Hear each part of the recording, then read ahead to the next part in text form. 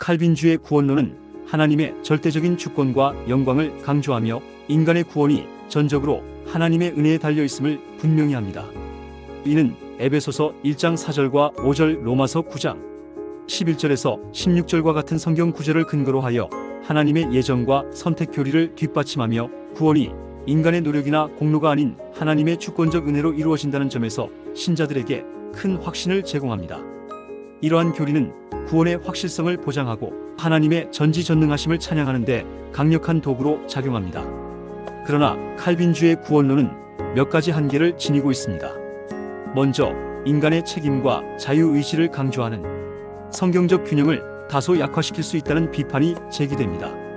하나님께서 이미 구원받을 자를 정하셨다면 인간의 믿음과 순종의 역할은 어떻게 설명될 수 있는지에 대한 의문이 생길 수 있습니다.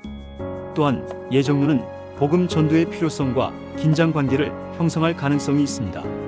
만약 선택된 사람들만 구원을 받을 것이라면 복음을 전파하는 행위의 의미는 무엇인가 하는 질문이 자연스럽게 뒤따릅니다.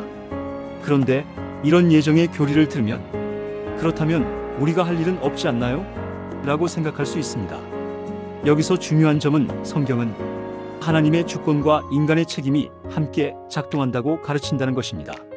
하나님이 세상을 이처럼 사랑하사 독생자를 주셨으니 누구든지 그를 믿는 자마다 멸망하지 않고 영존하는 생명을 얻게 하려 하심이라. 이 구절은 하나님의 구원의 약속이 모든 사람에게 열려 있음을 분명히 합니다. 우리가 믿음으로 응답해야 할 책임이 있다는 뜻입니다. 믿음은 들음에서 나며 들음은 그리스도의 말씀으로 말미암느니라. 이는 복음 전도의 중요성을 강조합니다. 하나님의 선택이 이미 이루어졌더라도 복음은 여전히 모든 사람들에게 전해져야 합니다. 왜냐하면 하나님은 복음을 통해 그분의 선택을 드러내시기 때문입니다. 그렇다면 예정과 책임은 어떻게 조화를 이룰까요? 수학 공식처럼 말씀드리기는 어렵지만 이해하기 쉽게 말씀드리면 이렇게 이해해 보시면 좋을 것 같습니다. 그것은 우리가 구원받는 과정의 시작과 끝을 모두 하나님께 맡기되 중간 과정에서 우리의 믿음과 순종으로 응답해야 한다는 것입니다. 물론 이 중간 과정도 하나님께서 이끌어 주심을 전제해야 하죠. 구원은 하나님의 은혜로 시작되지만 우리의 믿음이라는 응답을 통해 완성됩니다.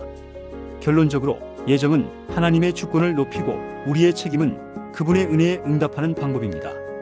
하나님께서는 우리의 연약함을 아시고 믿음으로 응답하기를 원하십니다.